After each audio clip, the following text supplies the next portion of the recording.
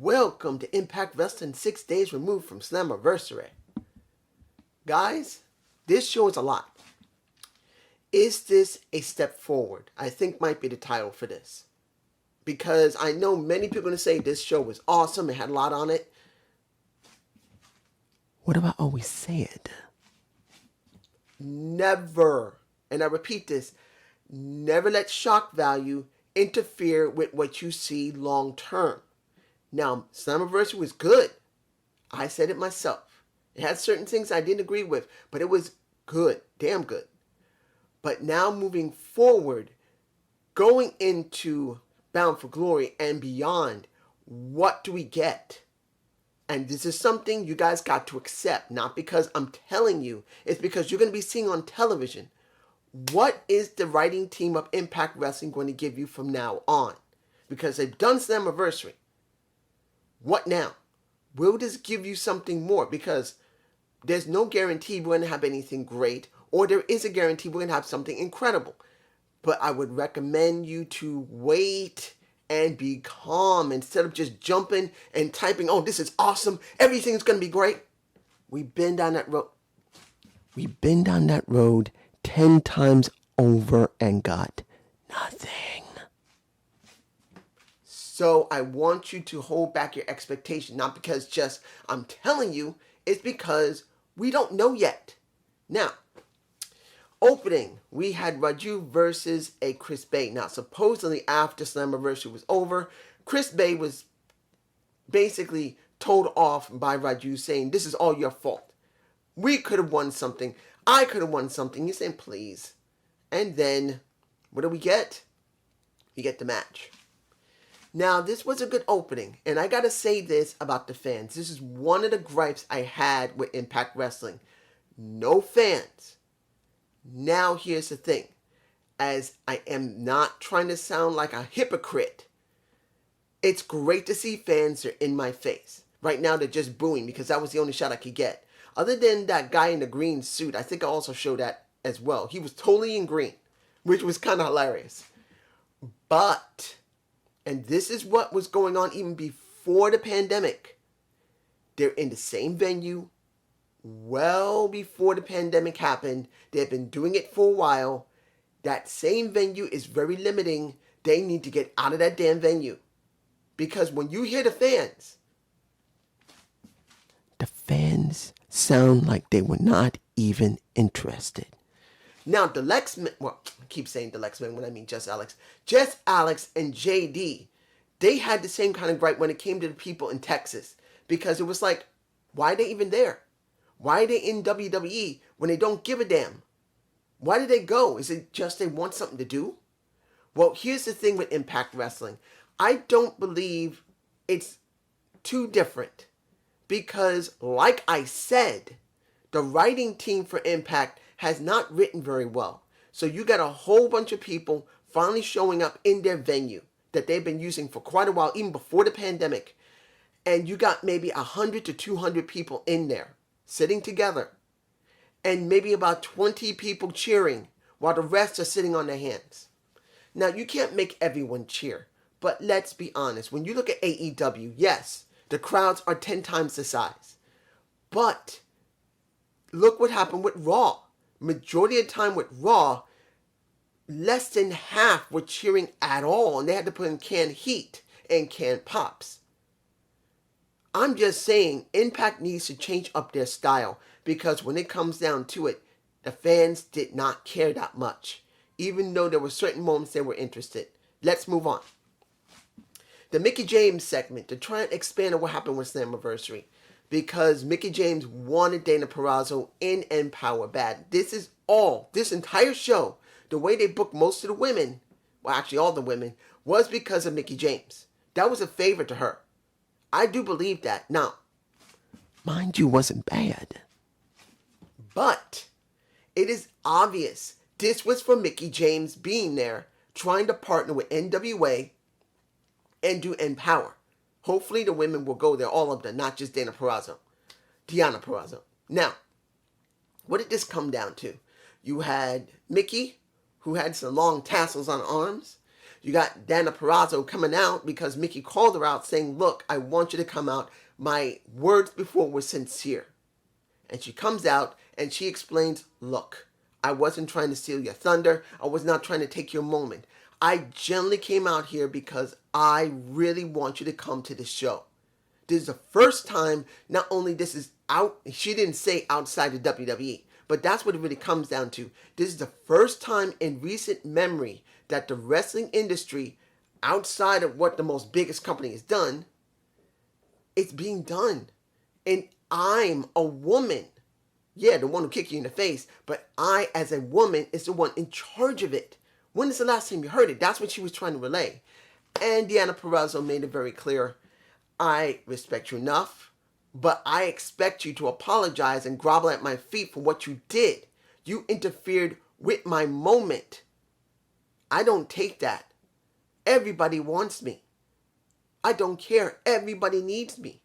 But you insulted me by coming out. And then Gail Kim comes out to try and straighten this out. And she makes it clear. Mickie didn't come out on her own.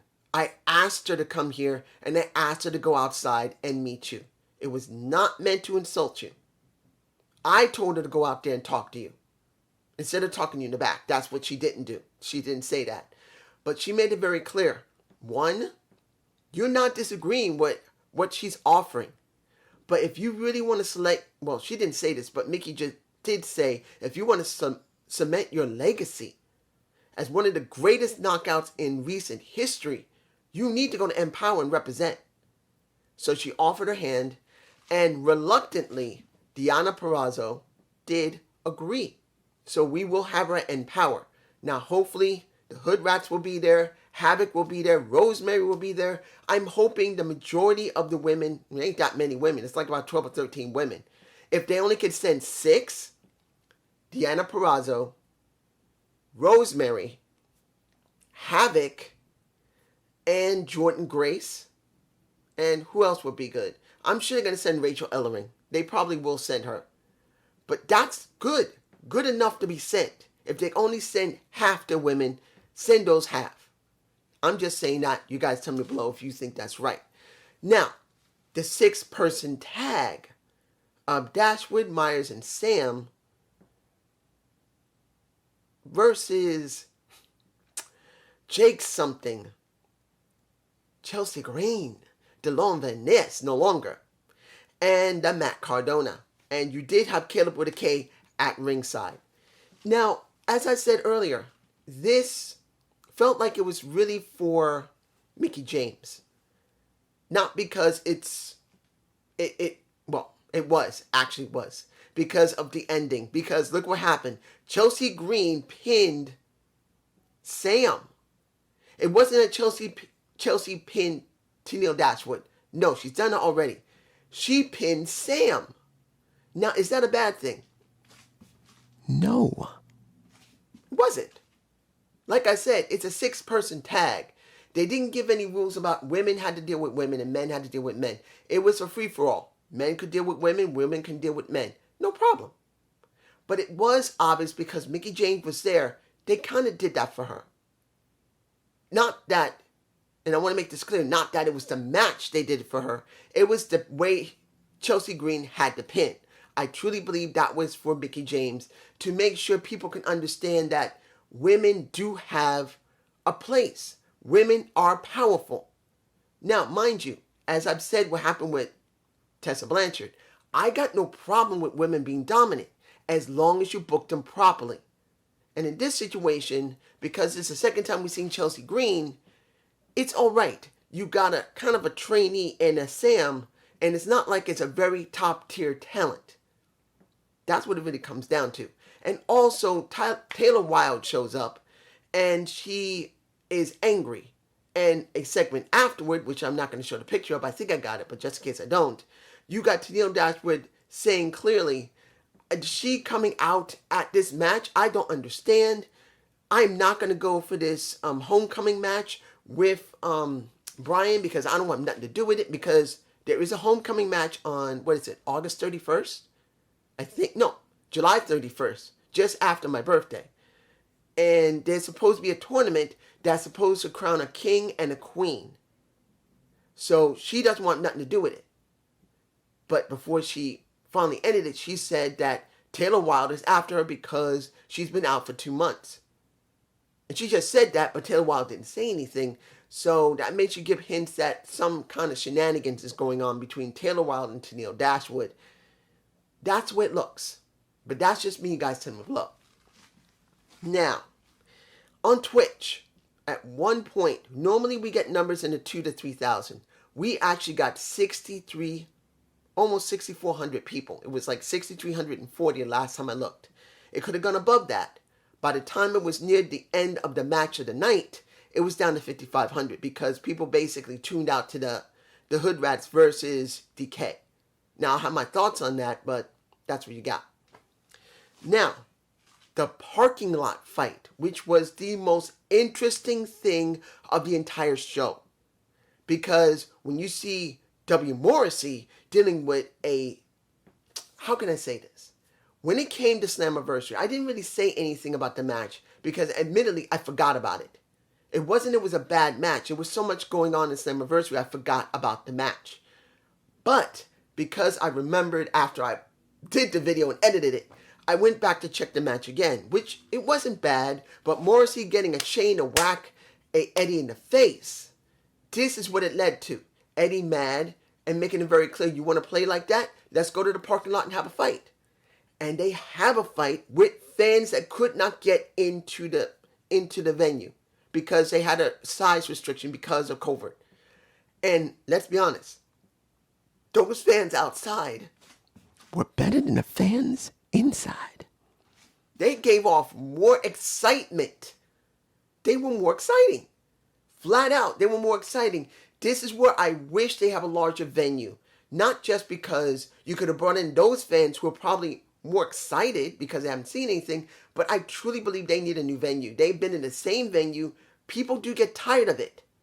And I think that's one of the things that's going to be shown not just in the Twitch numbers, but most other people seeing the same venue. And I know they're moving away from it, which I'm so thankful for. But I kind of wish they had done it today. I can understand Slammiversary, but today, I don't agree with it. But here's the thing about that fight. It was a good fight. 2 kendo sticks. And then W. Morrissey runs off. He gets pushed away by I kind of wish that he had came back and whacked him again.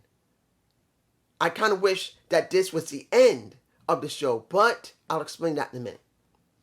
Now, we got, the Jay White segment with the Bullet Club, as him as a Bullet Club, the new iteration of it, the Elite with Don, the Good Brothers, Kenny, and you got Chris Bay.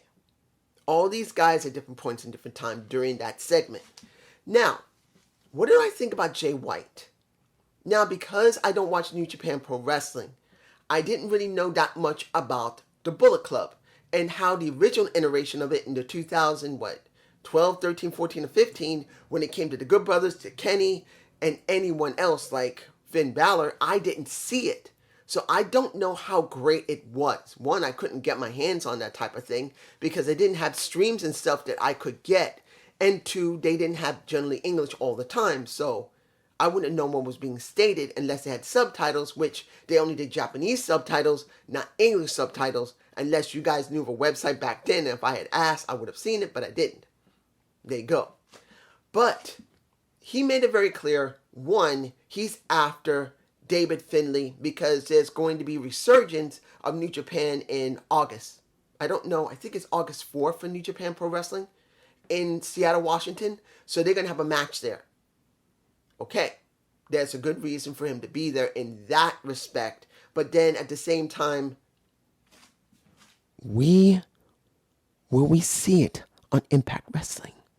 This is what I want to pose to everyone. You guys say this is exciting. You say this is awesome. How is it awesome if you don't see the very people who are working for Impact, even if it's in a partnership, in a match that's supposed to be important?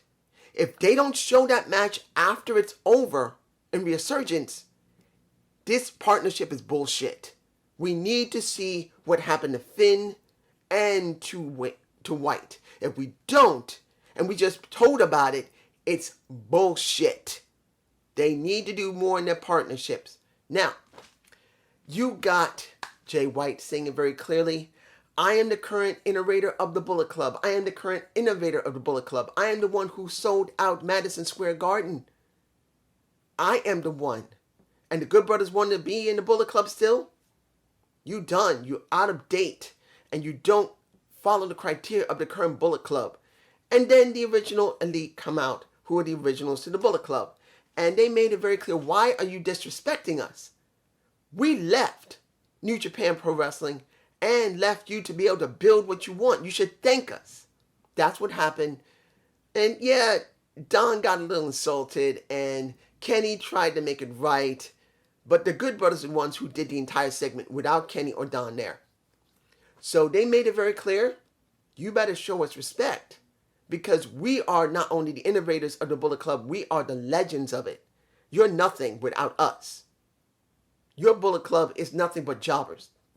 Then they have the fight, and Chris Bay comes out to save a Jay White.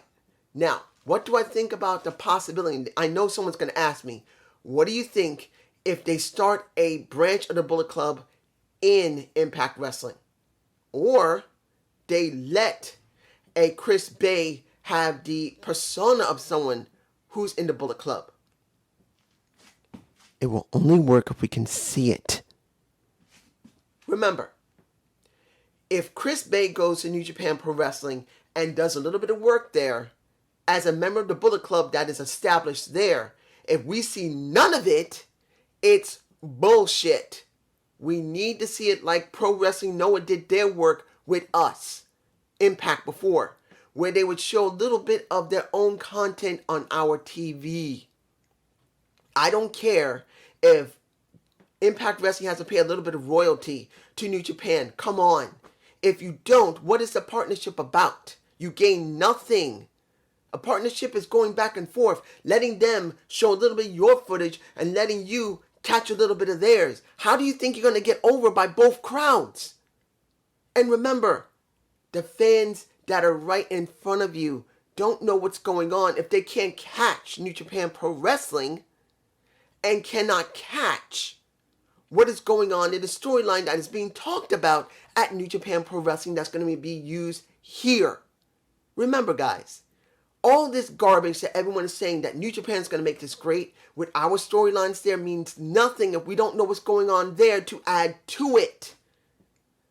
Cross promotion means you share and actually share storylines on both sides and you can see it. I'm just saying. I know I made that a little bit long. I'm sorry. Now, the FinJuice goes up against... I don't know why they did this. Why did you have Ace Austin and Madman Fulton job here? I don't know why that was even necessary. They could have had a segment with Paul White. They could have had a segment with Paul White, and then they could have been attacked afterward, which would have made sense. I mean, it makes sense to have them beaten up afterward if they're dealing with Paul White. Not Paul White, Jay White. I'm saying Paul White. Jay White. I don't know why I'm getting Jay and Paul mixed up. I think it's due to the fact that there's just not enough content yet. Yeah, that's it. There's just not enough content. I would have rather seen Jay White face a Dave Finlay in the ring. I would have liked to see that. And then the Good Brothers come out and attack them. I really would rather see that. But we get the match. It's not bad. FinJuice wins. I'm not surprised.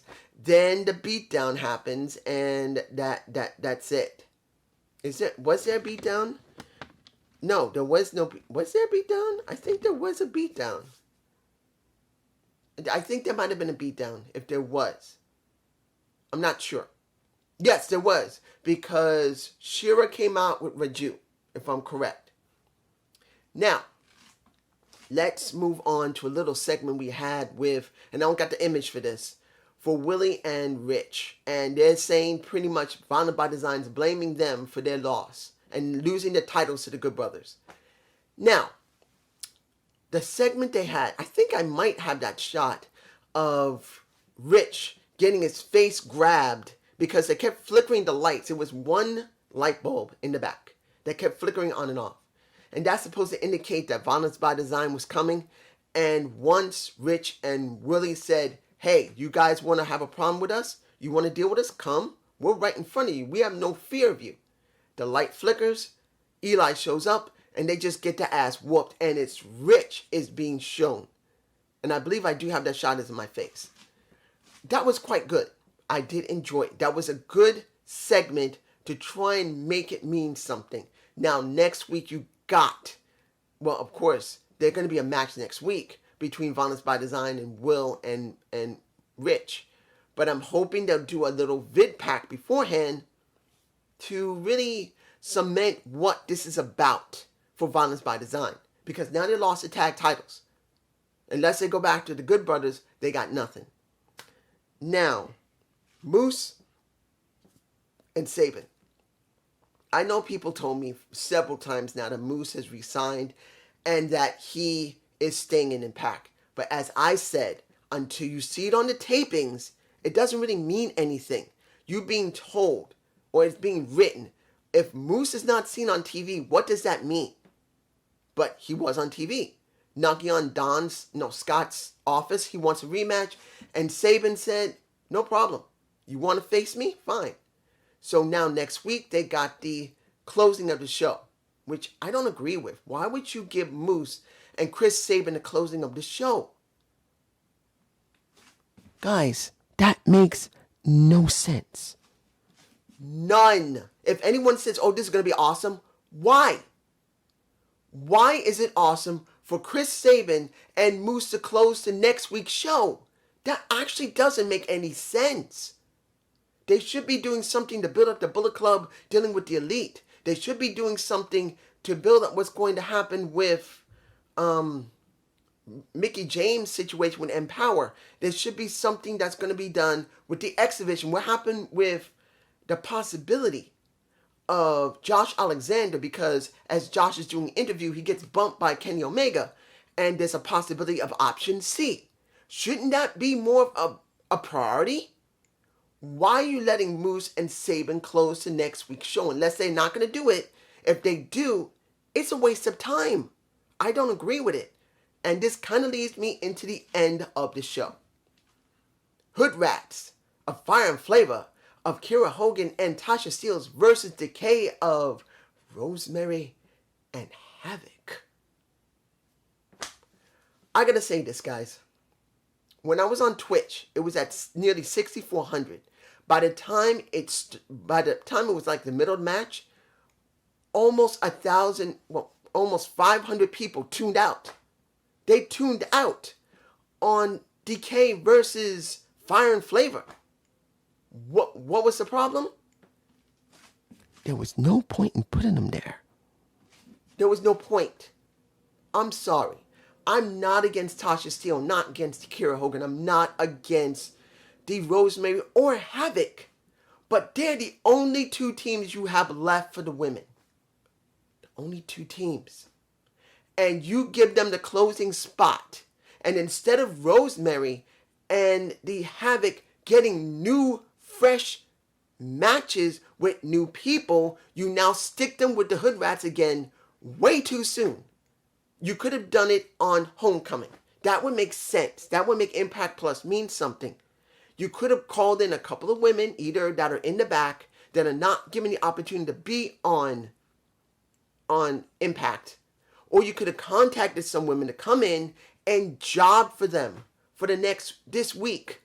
Or you could have done a promo segment. No. You now give them this spot, which should have been for the oh, I'm angry. I'm not going to lie. I'm angry. The parking lot fight could have closed the show with Morrissey and Eddie Edwards. That would have been better in that spot than having Rosemary and this was done for Mickie James. That's the way I feel about it. Now understand, I'm not against Mickie. And I'm not against them booking women to look good. But they got to have a good context where it's going to be good. It's like a beginning, a middle, and an end. If you start sticking the end in the middle or the beginning, why do you want to look at the show? Why do you want to look at a book or a movie? You want a beginning, a middle, and end properly written. And here made no sense to have Decay go up against Fire and Flavor at the end of the show when you had a parking lot fight that could have ended the show and gave more to the Impact fans. The Impact fans should have been catered to. Not about women. Not saying I don't care about women and being presented properly. Because I do believe Fire and Flavor are a great team. I believe that DK is a great team. Problem is, they're the only teams you got. And if anybody says this was an awesome show, think about it. How can you justify the ending of the show when you have a parking lot fight in near the middle of the show when it should have ended it? And you didn't even need to do any match for DK. You could have given them promo segments. You could have given them backstage segments. You could have given them a vid pack to really show how dominant and say, hey, to the women of any promotion, come at us because we are the best. We are the best. They could have easily done that, and that would have been more effective. Is this a step forward? I don't see any change in the booking. Look, Impact has their moments when their booking is great. The parking lot fight was great. I'm not too sure about what's going on with Jay White and the Bullet Club. Maybe he's trying to establish a Bullet Club here, and Chris Bay will be the one who's going to run it. That actually would be a wise thing. If they're bringing in more people, let Chris Bay be the one who's going to run that Bullet Club if it happens. Or if he goes to New Japan, and that's Chris Bay, I'm hoping they'll show him there, and we see it ourselves in video packages that Impact Wrestling shows us. If they show us nothing, it's dumb, and we still gain nothing. And no matter how much you guys say, this is awesome what's going on with Impact, they're doing great booking. No. Hear my words.